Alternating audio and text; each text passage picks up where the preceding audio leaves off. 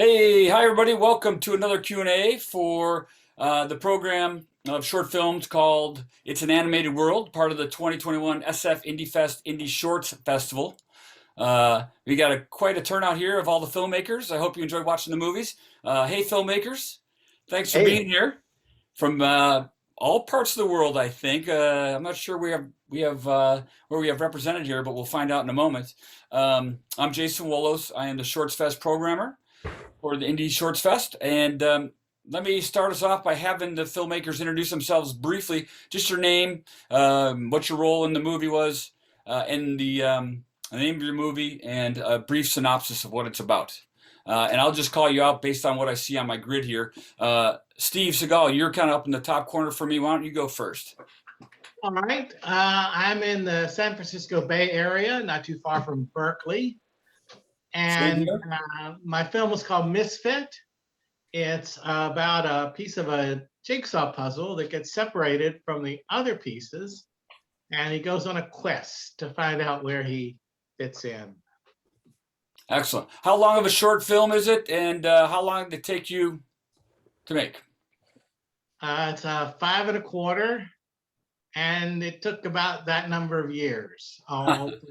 I made another short film in the middle there. I've got drawings from probably 10 years ago, but I worked on it solidly for about 2 years. Excellent. Well, I'm glad you made it. Glad you finished it.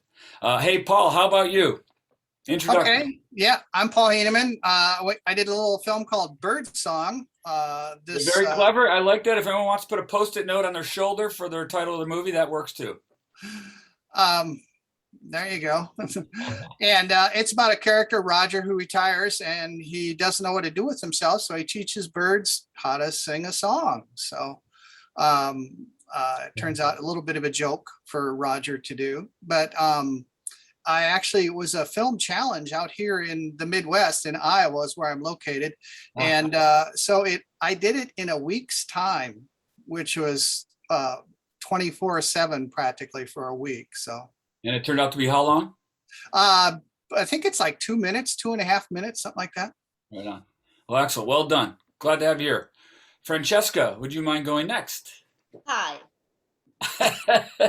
All right, that works. Yay! I'm Frankie from LA, but I'm 100% made in Italy. Ah, I moved here 6 years ago. So I'm the one-woman film crew for Bedtime Stories. excellent. 7 minutes, 28 seconds. Considering I work on my films in my spare time and only when I'm in the mood, it took about 3 years. That's still relatively quick or normal for films. Yeah, I'm pretty For proud doing of it all yourself. everything from puppets and set, animation, editing, sound design, everything. And real quick, what's your story about? It's a kind of love story, but it's more about the power of memories. Excellent. Very good. Excellent short animation. Thank you, David. How are you doing? Hey, Jason, how are you? All right. It's good to see you. My film is called The Cookie Cutter. If you could see that. Yes. It's Mo Stotmo. I'm actually happy to be joined with a couple of my cast members, Zaldi and Fu, who've they're muted underneath, Oh, waving right right on. there. Welcome. Yeah, so And Jessica also. oh, it's Jessica. Oh, there's Jessica. Oh, wow. How Jessica? How I haven't seen you in forever. It's good. It's a little reunion of our film. It's funny. We did this. It took us about a little bit over a year and a half because of extenuating circumstances, but we had a very dedicated cast of committed animators, and our film's about basically the story of an aggressive cookie sales scout and a guy who's trying to lose some weight. Excellent. Yes. Wonderful little film. Well, thanks for being here, David. Thanks. And cast members. Right on. Eric, I have you next, please, if you don't mind. Intro. Of course. Hi. Hey. It's an honor. Glad to see you all, you guys. My name is Eric O. I direct a movie called Namu. Is it mirrored or not? Is it mirrored? I don't know. No, It's it's good. Moo. Yeah, it's a tree in Korean. It means tree in Korean. So I'm a writer and director of this story. And then it's a life story. It follows a man from his birth to all the way to his the last chapter of his life.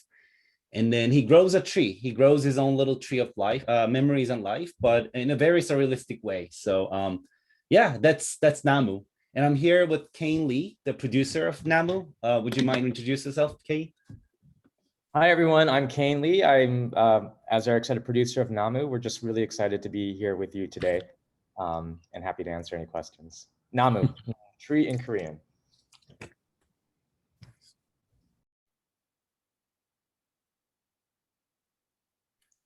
I think you're you're muted, Jason. Jason, I'm not you're muted. muted. You guys just forgot to turn on your earplugs. I don't know. Hey, Susan Lim, you're next, please. Now she's muted. Hold on. What's going on? Can you guys see that? I got to blow up your picture. She can't hear you, Susan. Susan? Can't hear you. Oh no. No? I can't read Susan, her either. Can you? Ask to unmute. All right, I'm going to go to Jessica and Susan, you unmute. Okay, can you hear me now? Oh, there we go. Yes, we can hear you now. Okay, sorry. It's not just So my me. film is about a fantasy of companionship between a human and inanimate. So I'm the okay. So I'm the creator, the writer, and I'm also in charge of the music. And my team is all around the world. My co-creators are in San Francisco, but one is a neurology resident, so she's unable to join right now. She's on duty. And the animator is in Mumbai in India. Wow. And Yeah. please again, maybe I was just too caught up in tilting my head or getting you unmuted. What is your story about briefly? So it's a fantasy about a human and inanimate. It's about a companionship. And it's about the future of companionship. Yeah. Yeah, sweet little movie. Thank you. Yeah, it's a sweet little movie. Jessica, your intro, please. Hi, my name is Jessica. I worked with Cast Crew here for Cookie Cutter. I was a fabricator, and I'm currently at Leica right now as an RPQA. So you're a fabricator, you said? Yeah, I'm a fabricator. Okay, maybe I'll ask you, what does that mean now in the animated world? I make the models. I make little tiny set dressing, all the little props and stuff. Excellent. And then someone like you, Francesca, I think it's kind of related. I'm not an animator. So you did all that stuff yourself. Yeah. And on top of that, I have this thing where I like to use waste materials and to turn things in something else and make it work in my animations. I see that. Fantastic. It's lovely. Hey, Chris, I can't see you, so I'm going to give you one last chance to make yourself present and talk now. And if you don't, you're gone. Fu, you're next. Hi everyone. Very happy and thankful for this event. Yeah, I'm one of the crew at the Cookie Cutter, and I am the lead animator and also do some fabrication during the film. And yeah, just very happy to see everyone and just have a blast at Lightbox Expo. So it's so cool. Like continue tonight. I can listen to everyone's work. Thank you. Indeed, it is very cool. It's great to have all of you here. And last but not least, Zaldi. Am I saying your name right? Yeah, you are. Yeah, I'm also one of the crew for the Cookie Cutter. I was one of the lead animators and lead fabricators for the film. I also did some editing work on it also. Got it. Well, now, please forgive me if I ask kind of beginner, novice, silly questions. As I said, I'm not an animator, so I'm being educated here. And also, I encourage you guys to interrupt me and ask each other questions about each other's films or whatnot, your world you live in, to make this Q&A even more fun. So in this group, this block of animations, these short animations, I mean, we have, as far as I remember, stop motion, claymation, computer animation, traditional 2D animation. Am I getting everybody? Is there other ones that I'm missing? So how do you, I'll go around the room, how did you choose what animation to do? Is it just like, I am a claymator, that's what I love to do, or I love to draw? how do you, or are you inspired by the source material, by the story? Francesca, I'll start with you because you inspired this question with you go and use found objects or recycled materials, if you would. Yeah, it all started quite randomly because I was working in advertising at the time, and I was quite frustrated on a creative level. And I had all these stories in my mind I wanted to tell, but I was working 12 hours a day at least. So really inspired by Nightmare Before Christmas. I just love the idea of, you know, making everything by yourself, just moving stuff. And I really started with what I had in my place. I didn't know, I didn't study for this stuff. I'm totally self-taught, and I like to experiment a lot with materials. Like now I'm in a wood phase. I really like working with wood, but it's just a constant experimentation. Right. And I really like to see something and see how it can look like something else once put in a miniature set. Yeah. What are some of the recycled elements that are in your film now? Oh, a bunch of the like hardware materials or old toys. I just got a huge bag of toys from my neighbors. There was, and so, and I know I shouldn't say that, but honestly, if I walk in the street and I see something with an interesting shape on the on the floor, I just pick it up. and I have all these boxes organized by shape and material and size. Yeah. Well, you should come to the Bay Area, San Francisco. I don't know if some of you Bay Area people know, but people just kind of drop their stuff off, their used recycled stuff on street corners, and you can always like furnish your living room with dropped off stuff on the corner. Yeah, but they have to be really small. That's true. Paul, what about you? Is Birdsong that considered traditional 2D animation? No, it's computer animation. Okay. It just looks kind of flat like that because that was just the style that came out. I started out way. I was talking with Steve a while back, and I started out a long time ago and with stop motion and cell animation, and went that whole route. And I still love stop motion a lot.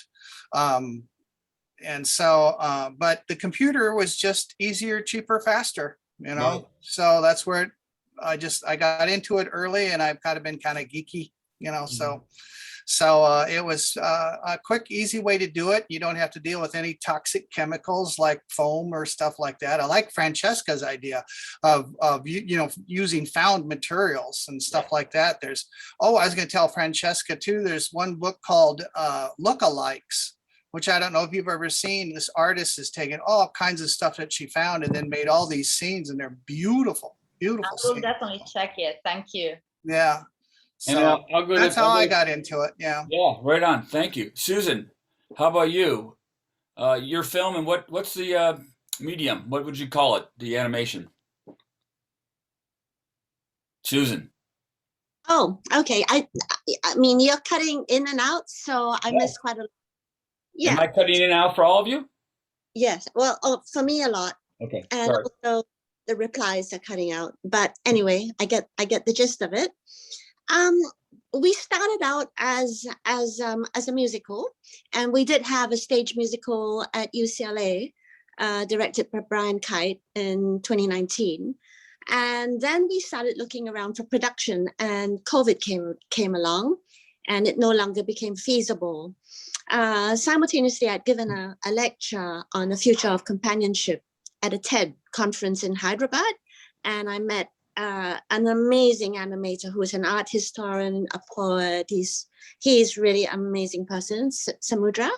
And so we formed a relationship, and he started then to give animations and ideas to me. But actually, the way our films come about is that we have a musical background. The platform is musical. We've created all.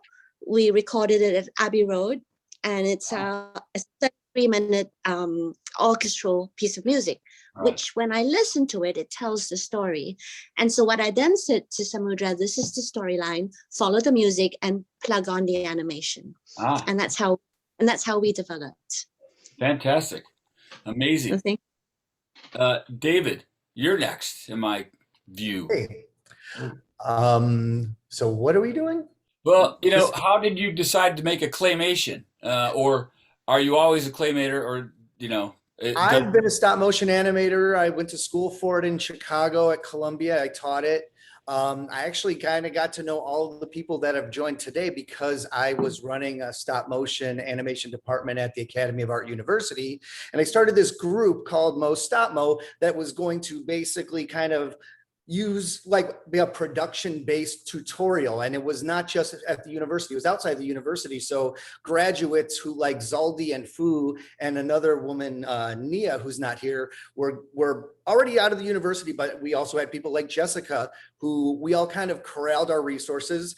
This story was given us to the university, and we actually ended up producing the first stop motion film out of that department in over 10 years. Wow. And we've since kind of, Mo Stop Mo has worked with other places. I've been to Guadalajara, Mexico. I've done things in, or I should say we've done things in Minneapolis. And in November, we are going to be running our second stop motion film festival. So if there's any stop motion folks who still want to submit a film into a festival, submissions end at the end of October. Right on. So you were just set out to make a stop motion from the get-go, and you created the story for the cookie cutter. Well, the story was given us by the university. Oh, okay. And we just kind of like ran with the story. We had the luxury of it being a project that had been started earlier and the visual development was there. So when we got all those things, we had fabricators like Jessica and Zaldi and Nia and then Fu, and like, then we kind of branched it out, figured out what scenes were going to be animated by whom and when. So it was just kind of parsing it out to students and filmmakers alike to kind of make this collaborative project possible. Right on. And Stephen, you kind of Pixar influenced. Cool. Well, actually, I worked at Pixar, Oh, so yeah, cool. there is Pixar influence there. It's the genesis. Before I forget, I essentially made the film. I did all the animation and I wrote the story, but Margaret Eichler did the score. I think she did a great job, so I didn't want to forget Yeah. her.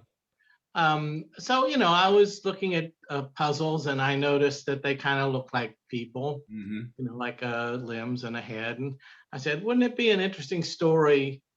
I was thinking about like the carpet in Aladdin and how, you know, because he doesn't have a face, he would have to gesture. I love Chaplin and Keaton, and, you know, they couldn't really speak, so they had to gesture. Mm-hmm. And so I became fascinated with that. And I actually did consider doing it in stop motion because, you know, they're physical things and they're small.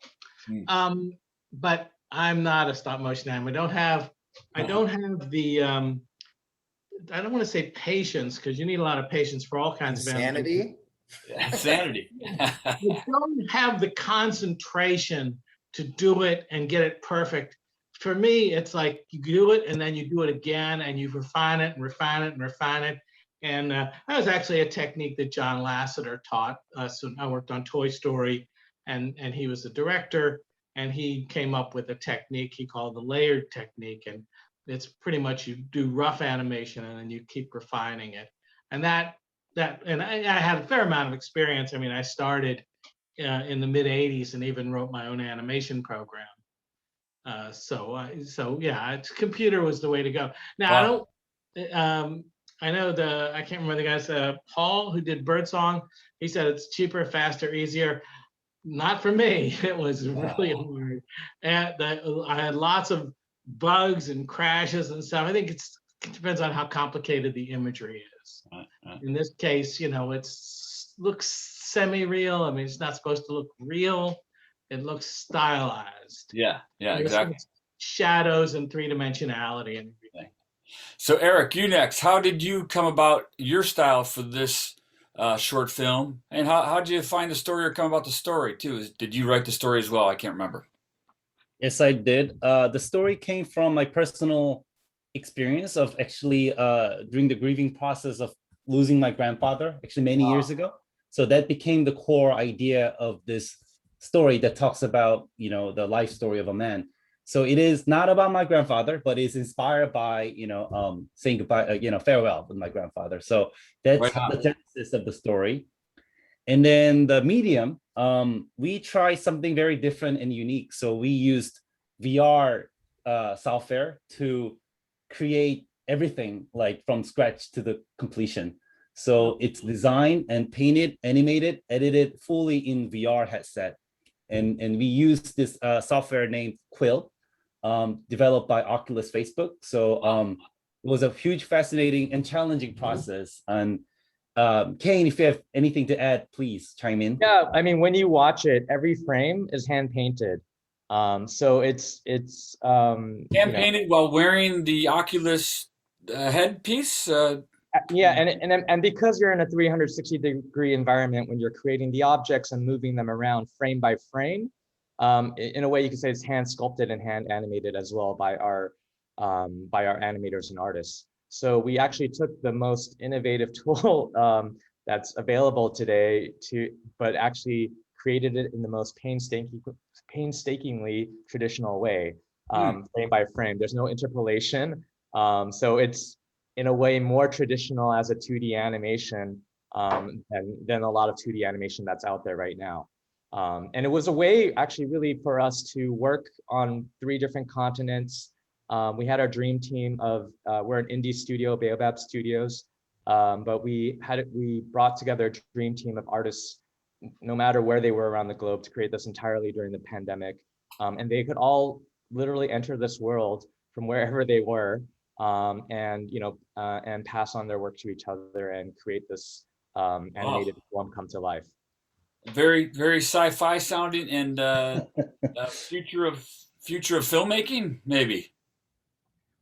Yeah, I think so. We've been seeing it, with The Mandalorian and with The Lion King, Jon Favreau. Like, is that what they're using? Stuff like that.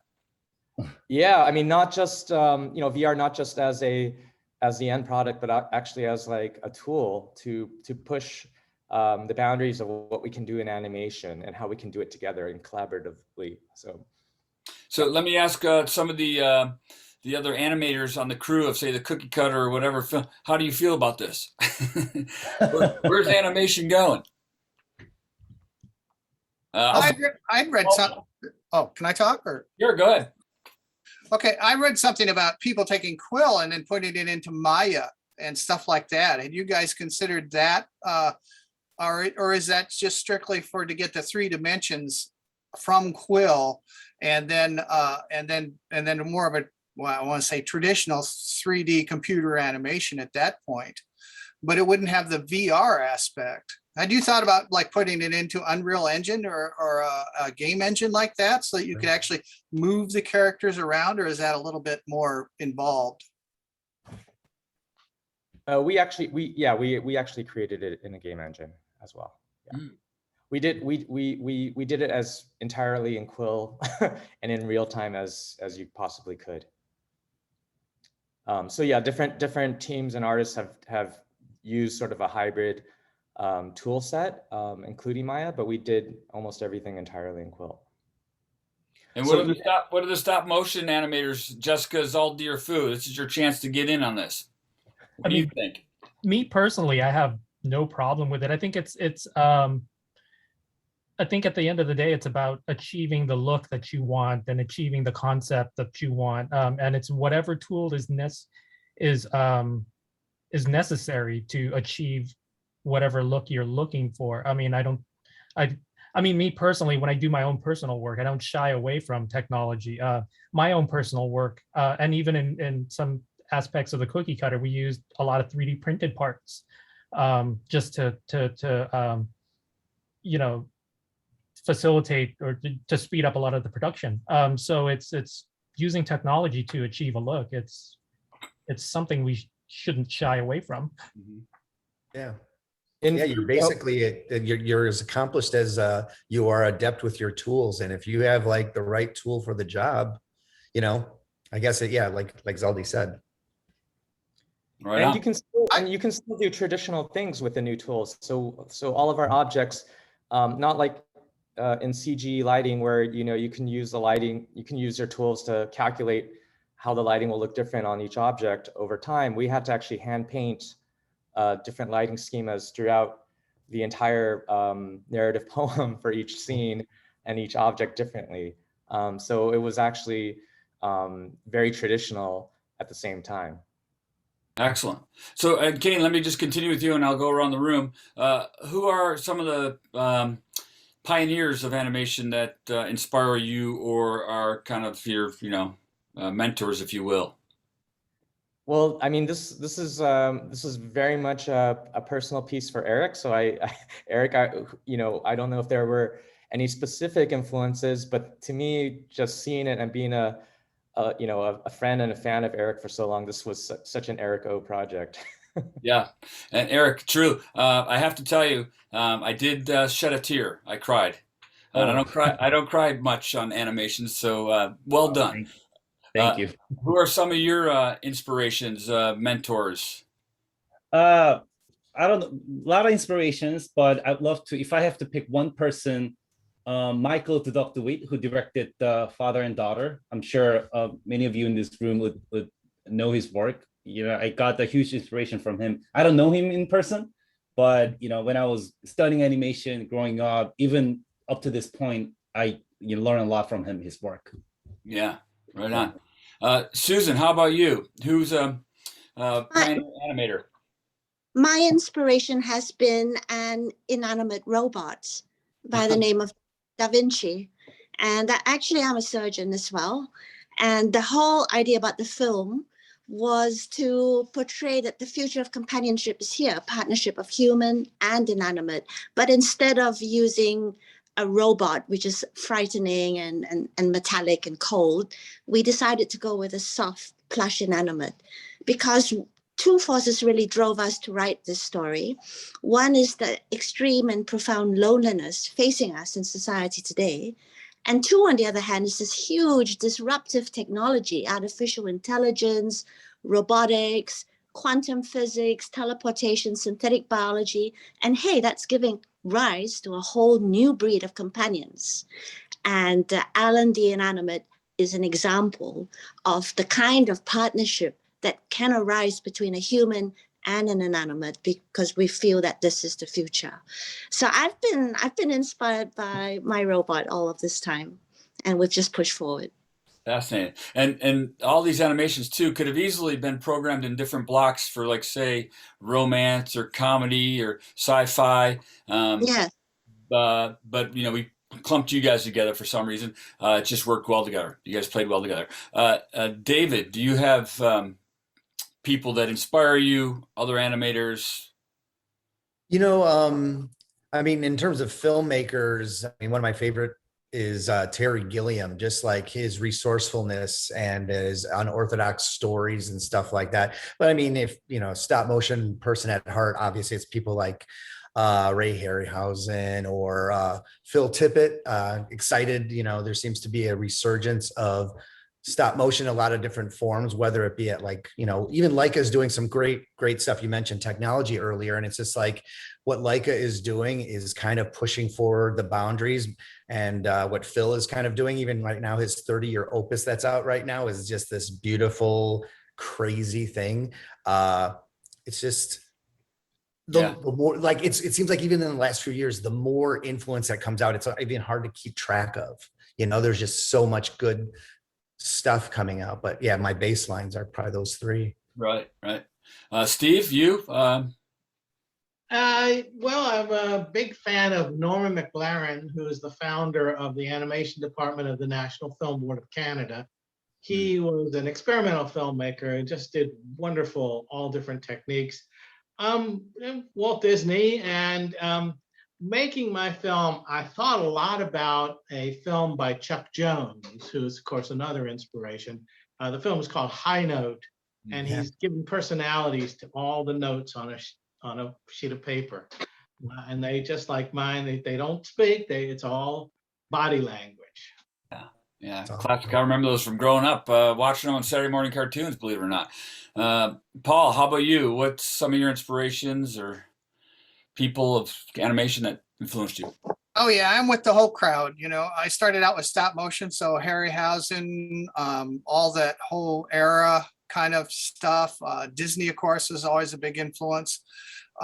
Chuck Jones, I'm drawing a blank now here, but Tex Avery was another one of my big favorites. Yes. I also like silent films a lot. Buster Keaton, Charlie Chaplin, stuff like that. I like the idea of the movement conveying what's going on more so than the dialogue.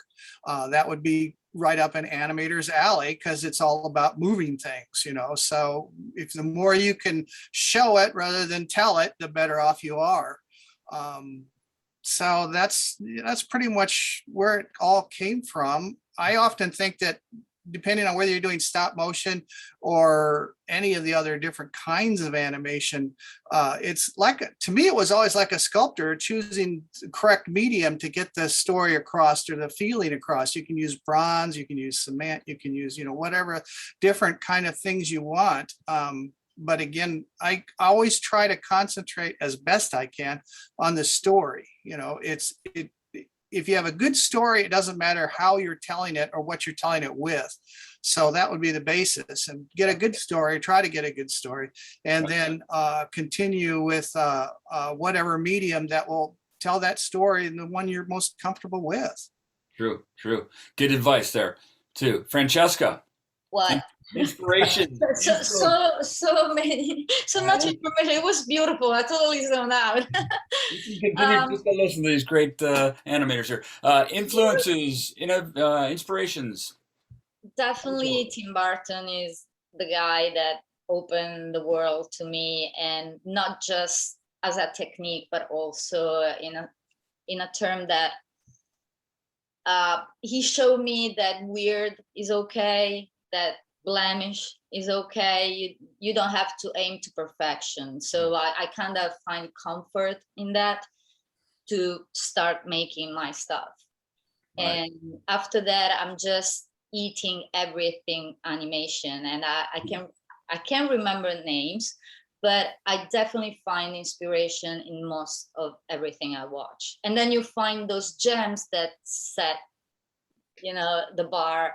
And for me at the moment is My Life as a Zucchini. Like, that's a good one. To me, it's beautiful. Yeah. My Life as a Zucchini.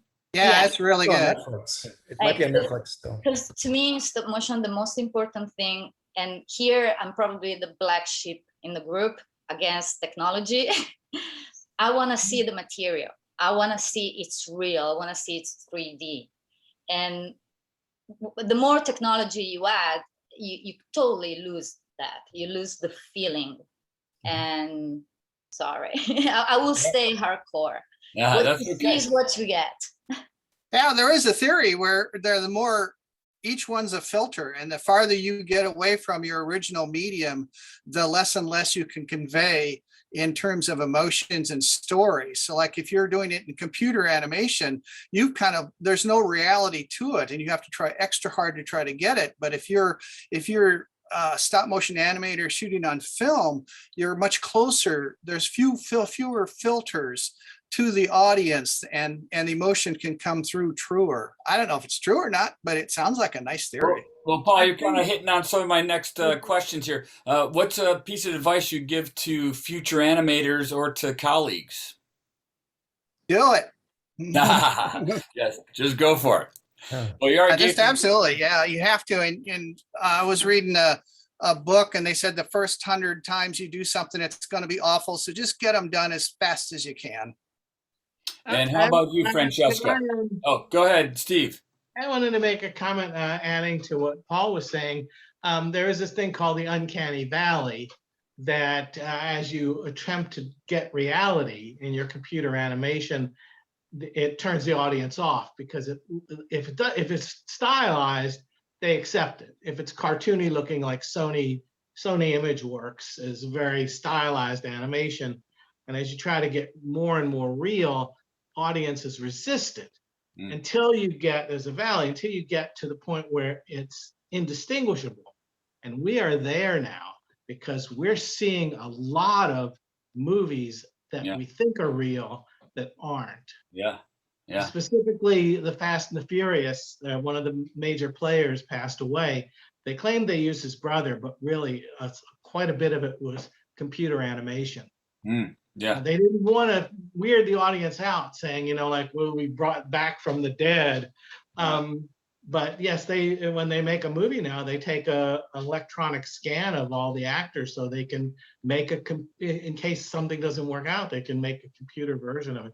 And of course, all like the Avengers movies, you know, half of the thing is CG anyway, but you can't really tell. True. Eric, any advice for fellow colleagues or future animators? Maybe future animators or aspiring artists. I don't know. Of course, the technology, technique, all important, of course, but at the end of the day, it's your voice and vision, I guess. So really tutor yourself and find your own voice and your own philosophy. And that also gets, at the end of the day, portrays and conveys through your art and film. So yeah, I think I just gotta say, hold on to it. And then, that will be your guiding star, you know, because it's going to be hard. A lot of hardships and challenges will come right at you, but with the guiding star, you can overcome and find your way at the end of the day. Yeah. All right, good advice. Susan, any advice? Yeah, I think animation is really the best way to tell your story. And so if you have a good story, it really doesn't matter where you come from, which industry you're in. You just have to find the talent, collaborate, find partners, get out there, because we are entering the metaverse and we just have to tell the story the way it's going to be seen best. And I love animation. And I love all you guys. You guys are just amazing. I don't really come from your world, but I'm really proud to be entering into this world. Hey, thank you. Cookie Cutter crew, Zaldi, Fu, or Jessica, one of you can give some advice right now if you'd like. This is another chance for you guys. Any advice for fellow animators, future animators, artists? Well, if nobody's going to jump in, I'll jump in. My advice would be to animate. Coming from, having recently so animation for me is a second career. I jumped back into it after being in the tech company for a while. But anyway, after having come from the academic part of animation just a few years ago, it always amazed me how many people trying to break into animation have like very little actual animated work in their reel. They're like, oh, I'm trying to be an animator. Well, show me what you've animated. And they're like, well, I don't have anything. But I think my best advice is to animate. Right.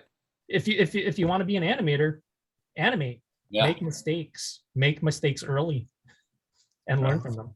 Great. David, how about you? Me? Yeah.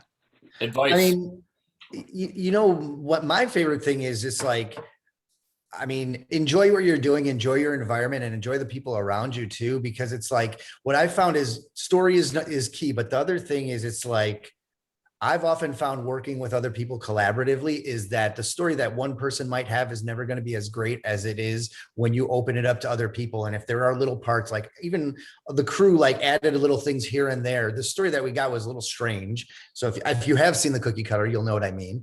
But we were able to do some really great things with it because we had little angles of creativity. And it's just like absorbing these things from so many different creative minds is really great as a way to like express. I mean, I know that's less of a professional model in some industries. You get the story and you execute it, but if you are able to be in a collaborative environment and you see the final product, it's always interesting how different it is from what you've been given. And it's just like, there's something about collaboration that you just can't even label. It just becomes this thing greater than one person. Right?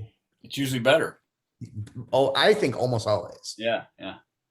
Francesca, piece of advice. Speaking as a one-woman film crew, maybe I can advise those who don't have the budget or don't have the opportunity to go to school. Just enjoy the process. Don't think about the final outcome. That's not all about it. Like, right. Really, the creative process is amazing, and embrace the blemish, because that's the first step to find your own style. I think that finding your own style is what can give you a chance. You will find someone who likes your stuff. Maybe not the majority, but someone will like your stuff. Yeah.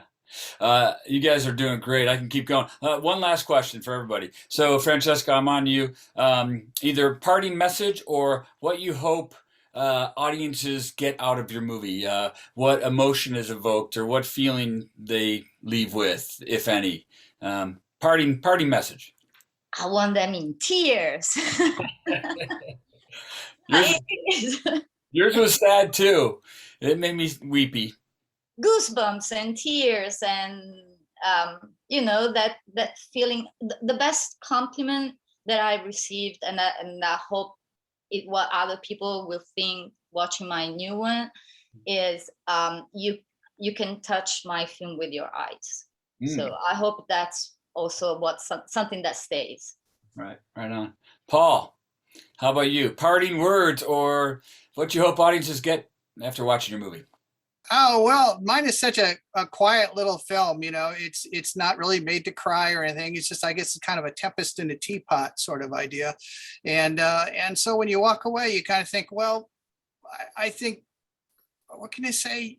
You can have goals, and your goals are fine, and they can be just as important as saving the world. If you have your own little idea and you want to make your own little world a little better, you don't have to go out and save the world, but you can make your own world better, just by doing the things that are close to you. And Susan, how about you? Parting words or what you hope people learn from the movie? I'd like for the audiences to walk away with, I guess, two things. One is empathy for the inanimate objects around us, and the other is an awareness of the dawn of synthetic life that will soon be on us. That's pretty heavy. Yes, indeed. Fu, Zaldi, and Jessica, last chance to get something in here. Fu, want to say anything?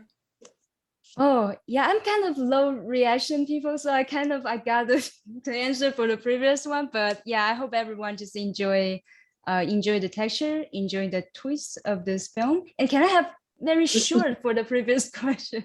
Sure, go for it. Yeah, okay. For the inspiration, I agree with everyone with all the names, but I want to add in.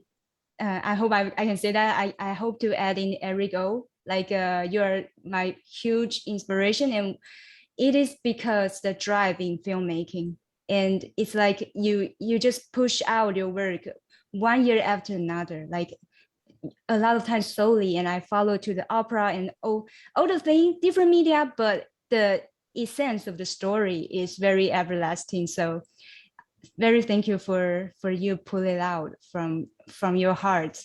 Yeah, and advice is also like a lot of people I still feel a lot of people asking permission for, can I make it? I think just do it, and you learn it. You sharpen your skill in animating and telling a story by just doing it without the fear of failing. Like, just keep going, then we'll be good. Thank you. Very well said. Zaldi, last parting words. Time's up. I just like with what Fu said, I just want people to enjoy the film. We worked really hard on it. There was a lot of twists and turns in making the film, so we just wanted to get it out there and for people to enjoy it. Well, we did. It's certainly enjoyable. Jessica? Adding on to what Fu said, as well as just coming out of graduating from school, you want to do it, you want to get an animator, you want to be a fabricator, just do it. You're the only person stopping yourself. If you want it, go for it. Right on. David, since you're part of the Cookie Cutter crew, you're next. Parting words, message, what do you want audiences to feel? Whatever they feel. I never ask somebody what they think of my film. They usually tell me. So I feel like good stories are good stories. But what I would just say, just as a advocate of stop motion, I love that stop motion is the first form of animation ever put to film, and it incorporates every art form that has ever existed on this planet. You could find in stop motion, from sculpting and painting and lighting and photography, writing. And if you're able to, for me, this is like the collaboration of people to come together. It takes a specialized type of group or person to do this. So I'm just excited about being a stop motion a filmmaker and artist. And like everyone else has said, just like do it and fail and do it again and don't fail so much and enjoy it. Enjoy the process. Yes. Yes, indeed. Steve, how about you, sir? I hope people feel something from my character and that they enjoy the film. I hope they have a smile when they watch it. I think about films that I like, not necessarily hilariously funny, but just enjoyable. And I hope they go and look for my other films because I've made a few films over the years, over the last 50 years. And I hope they go and try to see those. They're on YouTube. We will. We will. Kane, how about yourself? What do you want audiences to take away or party? I hope they, they feel a little bit of what I felt making it and experiencing it now from the outside, which is, there's a lot that happens in this character's life, just like all of our lives. And sometimes time is really fast and sometimes it's really slow. But then there are these moments where you pause and reflect and you take a look at your tree of life. You look at what has happened in the past, how you see the future. And my hope is the feeling that I got at the end of this was a feeling of empathy and acceptance for my tree of life. And I hope that's universal for everyone who experiences this because we made this literally during a time of the great pause of our world where I think a lot of people had to kind of take a look at their own mortality and their own human history.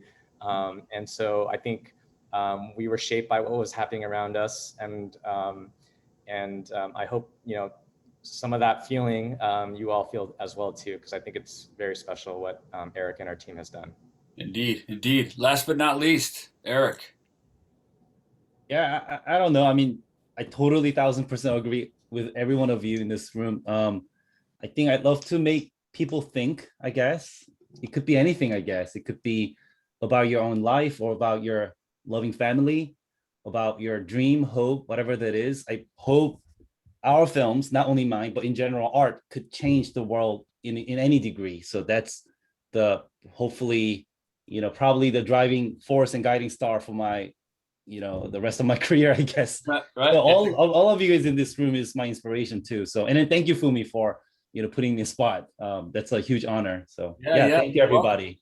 Well, I can say that audiences, I definitely felt something with all your films, and we felt they were all very worthy of being in this film festival, let alone many film festivals. So that's all the time we have. I wish we could talk some more. I could talk to you guys all day long. Maybe I'll see some of you at the Roxy Movie Theater in the festival, but I gotta say so long for now.